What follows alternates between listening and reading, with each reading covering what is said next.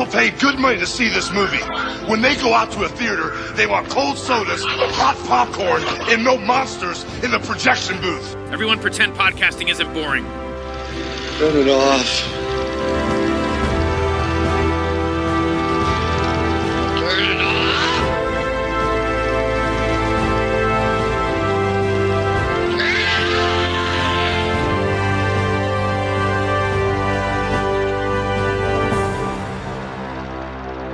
Come on, just tell me, what's playing here? Star Wars, right? Star Wars?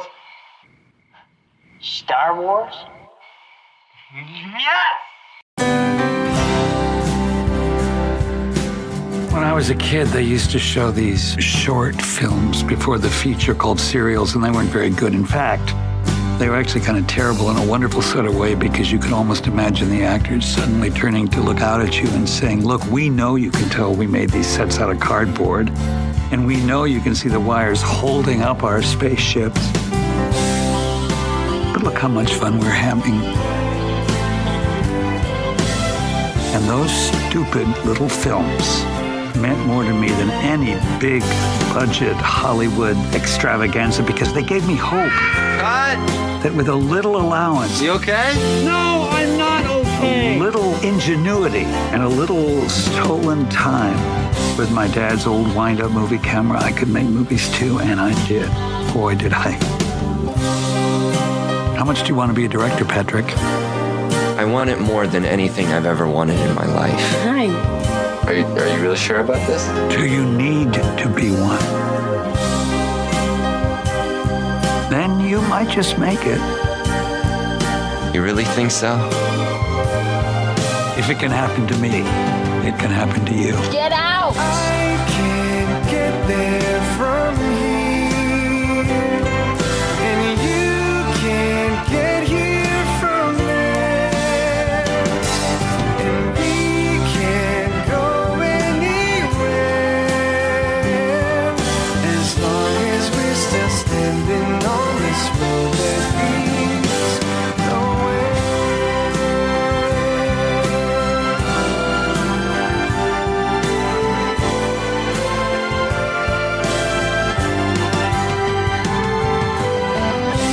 Just remember something.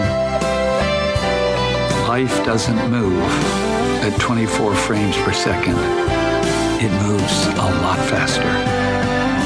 And on this picture, you only get one roll of film.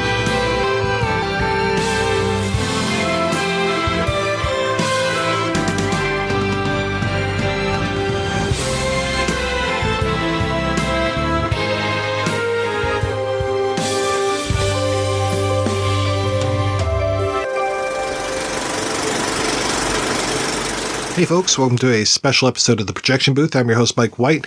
On this episode, I am talking with Patrick Reed Johnson about his brand new-ish.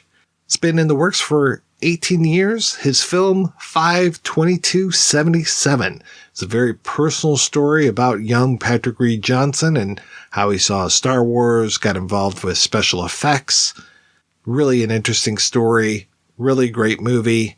We spoke about it back in 2017, the movie that exists now, quite a bit different. And you'll hear why that is and how all this stuff happened in this interview. I hope you enjoy hearing it as much as I enjoyed talking with Mr. Johnson. Well, gosh, we have been talking for a long time about 5/25/77. I can't even imagine how you feel. There were several dead bodies in the backyard from people who asked me recently, so what's next? I killed them and buried them. Now, it actually is this pervasive sense of calm. Like, I don't have anything left hanging over me. Of course, I'm constantly getting besieged by what the hell took so long? Why did it take 18 years to make this movie? And it's as simple. I mean, the answer is kind of ridiculous. For 18 years, well, the first 2 years, we had an issue that one of the original investors came up about $40,000 short on their investment, which meant we couldn't shoot the Hollywood sequence. So we had the world's longest slug line that, the movie's going along and then 30 minutes of Pat goes to Hollywood.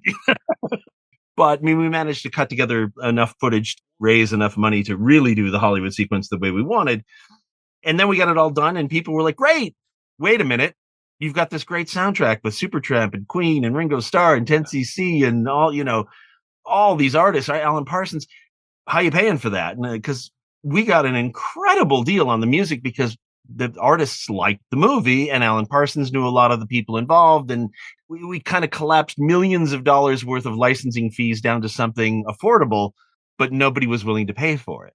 You pay for it and we'll release your movie.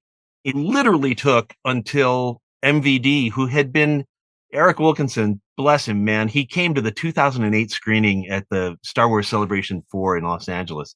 And afterwards, he walked up and he goes, "Can I distribute this movie through MVD?" And I said, "Do you have $200,000 to pay for the music?" And he said, "No." And then every year since then, he's called up and said, "Can I distribute your movie?" I said, "Do you have $200,000? And he's like, "No." Until 2020, he calls up and he goes, "Can I distribute your movie?" And I said, "Do you have?" And he goes, "Yes." I convinced my boss to pay for the music. I mean, we literally were looking around for that many years. Now, the cool part about that is for that many years, I got to tinker with the film and actually change it to what I didn't even know it was always meant to be, which was amazing because, we teach something in film school, called thesis, where, there's something inherently underneath the story you're telling that is the thesis of the film. And sometimes you don't really know what that thesis is, even when you've written it.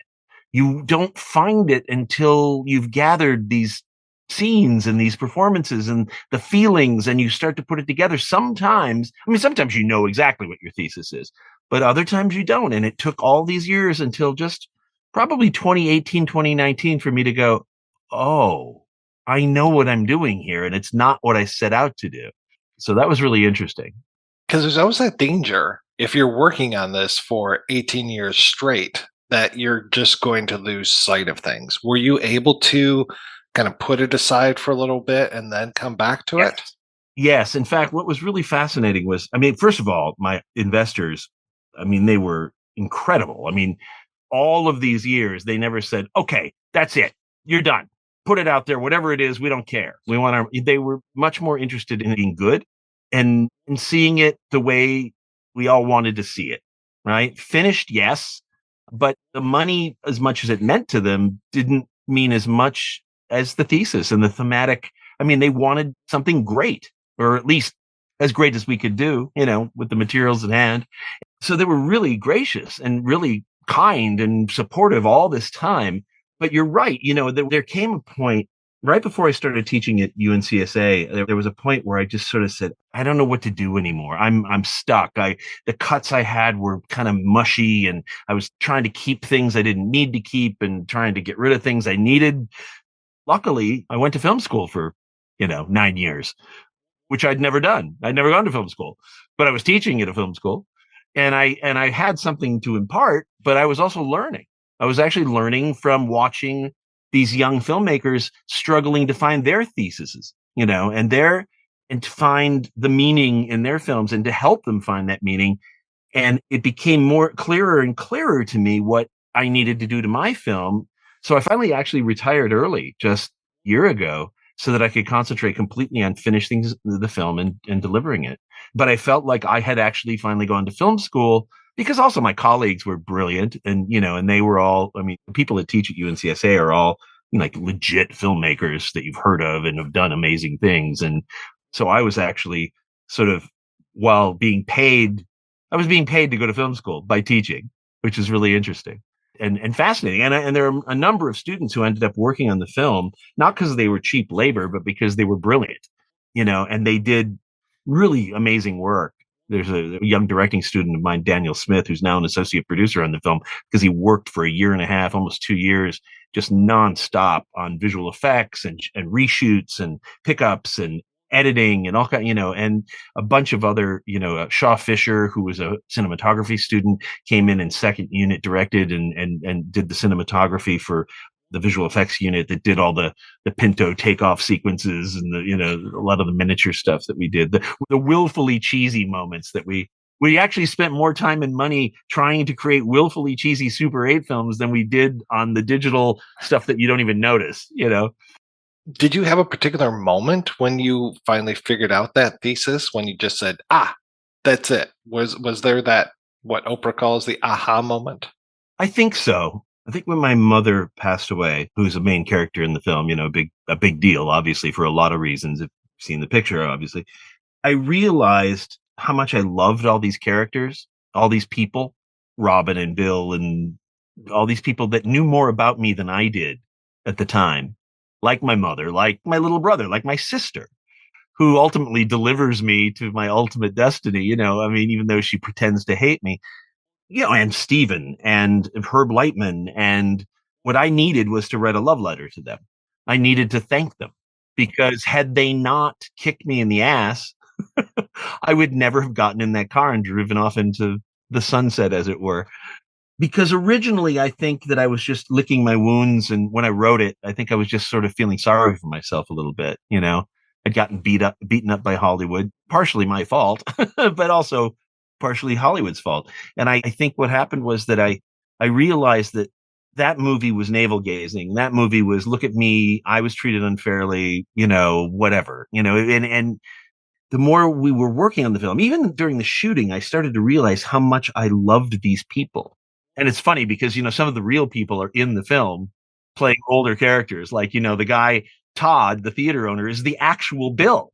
He's an actual best friend from high school and which is awesome. And the nurse that comes out and says, "Congratulations, it's a fist."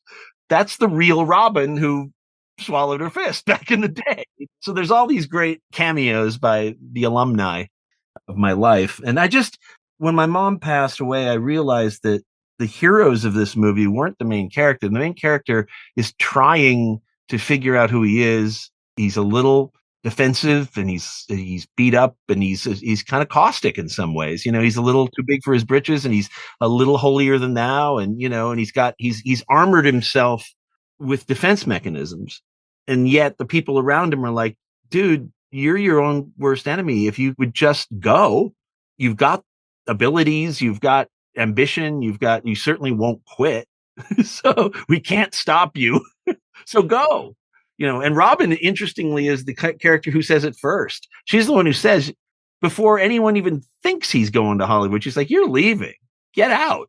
He's like, what? He doesn't even know he's leaving yet, but she does.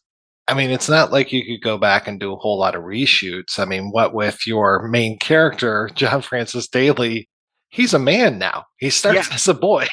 There's a review that came out today that said, obviously, just like most movies, this movie is cast with people who are much older than teenagers, but they play them well, especially John Francis Daley, who's 37, but looks 17. And I actually wrote to him and I said, he was 20 years old when we started in 2004, so, but there were many reshoots. There was, the whole Hollywood sequence, all of that sequence was basically shot 2 years later after we raised money based on cutting together what we had and running around looking. And then over the next, decade, we would pick up things here and there, and John would send in, lines, and other actors would shoot stuff for us. And luckily Emmy Chen doesn't age. So she still looks like she did then.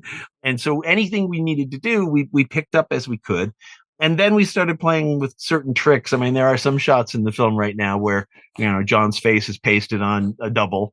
Actually, quite a few shots in the film, including, well, I don't want to give them away. Let people figure it out for themselves. Yeah, it's funny because we have 3 levels of visual effects in this film. We have what I call my John Knoll effects, my invisible effects, because John and I are old friends and he runs ILM and we've worked together on a bunch of stuff and best men at each other's weddings and stuff. And he did 4 shots in this film that you just wouldn't know that they were done by anybody, which is exactly what you want. And then we have what I call the close encounters effects, which are, visual effects the way they would have been done at their apex of ability by Doug Trumbull or Richard Urasich or these guys, or the guys at ILM, locked off matte paintings, not 3D matte paintings, but good matte paintings. I mean, Rocco Joffrey, who was one of the greatest matte painters, still is in the business, who worked on Close Encounters and Star Wars and every other damn film you can imagine that had a matte painting, did like 15 paintings for us on this film, and they're beautiful. And you won't see them. You won't notice unless you're really looking. I mean, an effects person or a trained eye is probably going to go, wait a minute. And then we have the willfully cheesy effects where we literally are trying to make it look like something I could do in my garage in 1979, so. Did I read right that there's actually a documentary about this movie that's been made?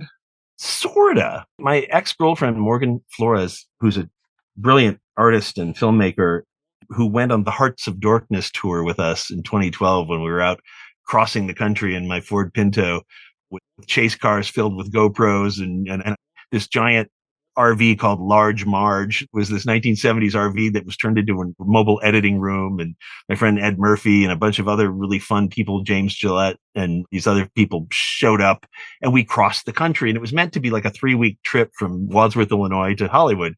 And it turned into like a 3-month journey because we would get someplace and run out of money. So we didn't have gas. We'd have to like raise money on the fly on fundraiser on Facebook. But we would go across the country showing the movie at places like, Devil's Tower, Wyoming, KOA campground, right beneath Devil's Tower, just to raise awareness and try to fundraise and that kind of stuff to get the money to pay for the damn music, right?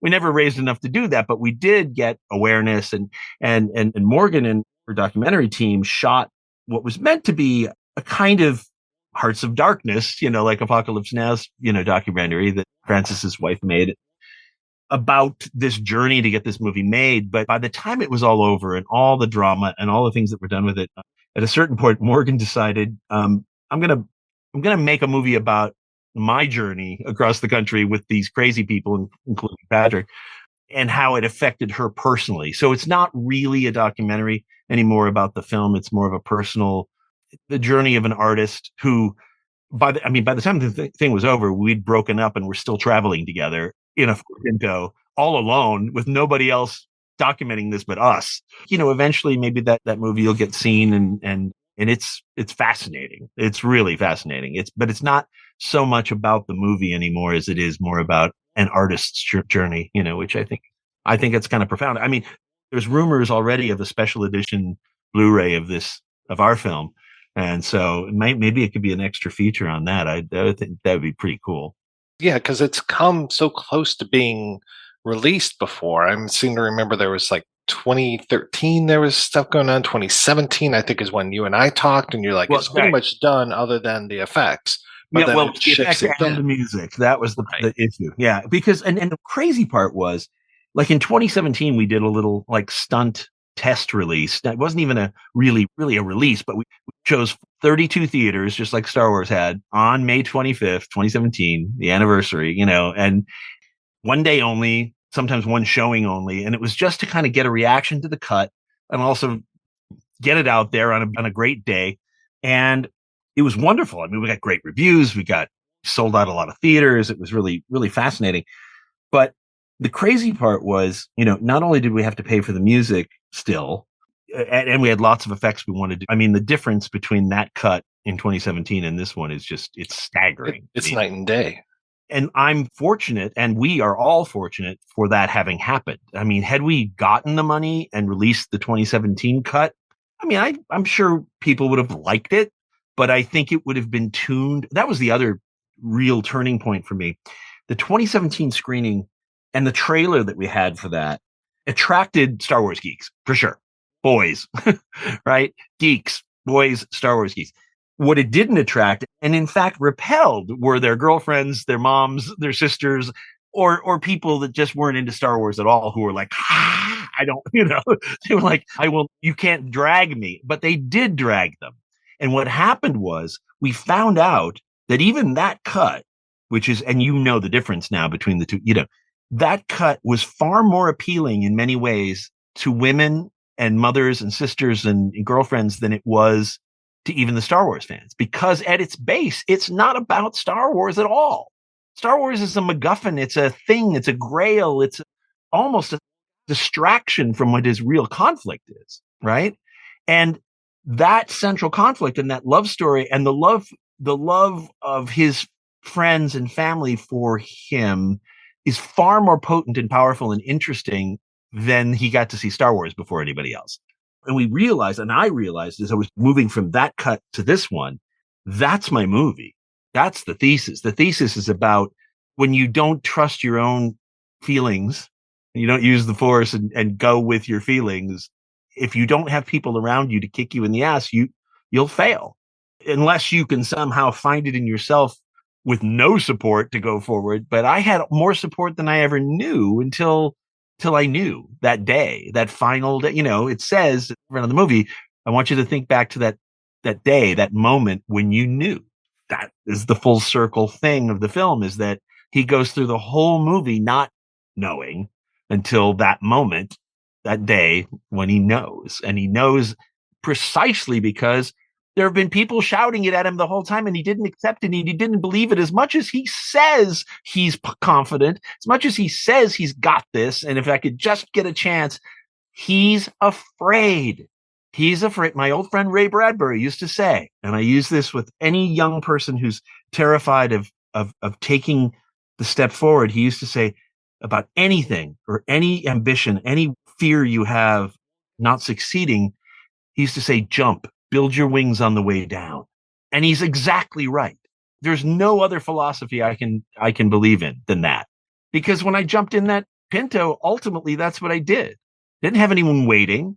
Herb Lightman was there, but he wasn't it's not like he could call up somebody and say, give this kid a job. He wasn't that guy. I would never have arrived at the cut you've seen now.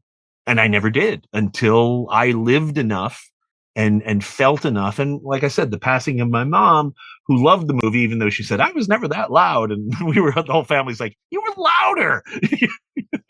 It took that long. And it really also took me watching film students rise and fall and succeed and fail, hopefully helping them navigate things that no one could help me navigate. And some of them navigated it, and some of them crashed and burned, and some of them are hugely successful now. I used to say to them, the only people I know that don't make it in the film industry are those who give up. I think the biggest problem is immediate gratification.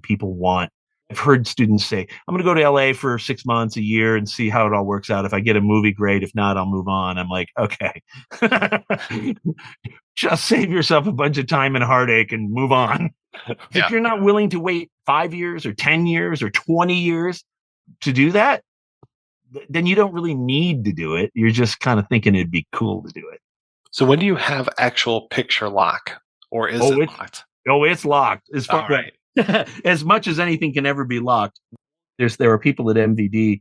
I hope she sees this. There's this wonderful human being named Tiffany, who's the assets manager, who I have tortured over the last few months, saying, "Oh wait, I know I delivered the final lock, but we have a little change. Oh wait, every couple of days," and she's like, So it is locked for now. It will change. In fact, I did a special edition cut a little bit I was invited by Lucasfilm and ILM just a few weeks ago to go up to the Letterman Center and show it to the ILM folks who, are the perfect audience. And so I did a kind of a special extra Easter egg kind of cut, but we are going to do a special edition, and we'll have, I think on the special edition Blu-ray, we'll have the cut you've seen. And then we're going to have a much longer cut, not because I think the movie needs to be longer, but because there are these really wonderful endings to certain other aspects. Like Todd, the football player, has an ending that's not in the current cut. And there are one or two other little fantasy moments that are so special and fun that we'll do that cut. And so you can choose which you want to watch, but and then we'll have a bunch of other deleted scenes. Although the funny thing is there's been talk about doing it either 2 more films, The Empire Strikes Pat, that's 52590, when I'm just releasing Spaced Invaders. And then there's 52504, Return of the Alumni, which is where all my friends get together and make this movie.